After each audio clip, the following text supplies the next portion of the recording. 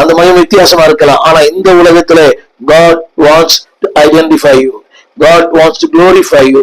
அந்த வெளிச்சத்துல வரும்போது, அந்த வெளிச்சத்தில் நடக்கும் போது ஆண்டவர் சொன்னார், அந்த வெளிச்சத்தில் நடக்கிறவன் எவனோ, யோவான் 8:12 அந்த வாக்கு சொல்கிறது, அவன் இருளில் நடவாமல் ஜீவ வெளிச்சத்தை அடைந்திருப்பான். யோவான் 8:12 இருளில் நடவாமல்.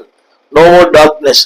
இருள் என்பது அந்தகாரம், அடிமைத்தனம், வேதனை, கண்ணீர், பாழ்கடிப்பு, துயரம்.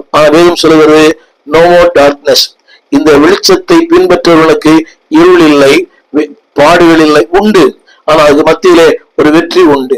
எனவேதான் திரையில் பாருங்கள், அதாவது அவன் இருளில் நடவாமல். அடுத்து இன்னொரு வார்த்தை வருகிறது, ஜீவ ஒளி அடைந்திருப்பான். கவனிங்க, நிறைய பேர் சொல்றாங்க ஜீவ சமாதி அடைந்தார். இல்லை, ஆனால் ஆண்டவர் இயேசு கொடுக்கிறார் ஜீவ சமாதி அல்ல, ஜீவ ஒளியாய் இந்த உலகத்திற்கு, உன் குடும்பத்திற்கு, உன்னுடைய சுற்றுப்புறத்தாருக்கு, உன் கிராமங்களுக்கு, உன் பட்டணங்களுக்கு, உன் அலுவலகத்துக்கு God wants to make a living light. Not only living light, a light of life. உங்களை உயிர் உள்ளவர்களாய், ஜீவன் உள்ளவர்களாய், அநேகருக்கு பிரகாசம் உள்ளவர்களாய், உங்கள் ஒளியிலே அதை நடக்கிறவர்களாய் கர்த்தர் மாற்றுவார். எனவேதான் சொல்லப்பட்டிருக்கிறது, அவர் ஒளியிடத்திற்கு ராஜாக்கள் நடந்து வருவார்கள். என்னை கேட்டுக்கொண்டிருக்கிற அன்பான தேவ பிள்ளையே, உன் ஒளியிடத்திற்கு ராஜாக்கள் வருவார்கள், அதிகாரிகள் வருவார்கள். இதுதான் பக்தன் பாடினார், ஏகமாய் வருவார்கள். ஏன் தெரியுமா? There is a life, not only a life, is a living life.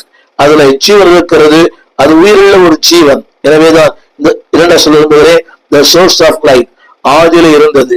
அது என்ன செய்கிறது? உங்களையும் என்னையும் அடையாளப்படுத்துகிறது.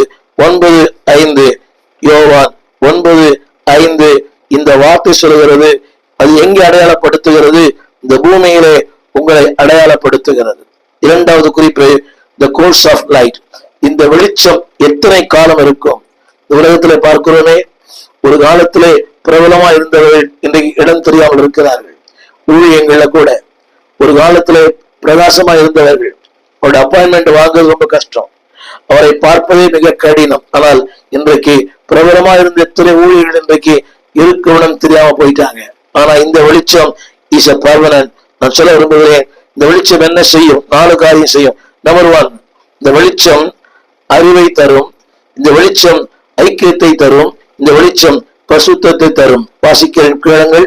2 கொரிந்தியர் 4:6 2 கொரிந்தியர் 4:6 இந்த வசனம் சொல்லுகிறது, இந்த வெளிச்சம் 2:4:6 இந்த வெளிச்சம்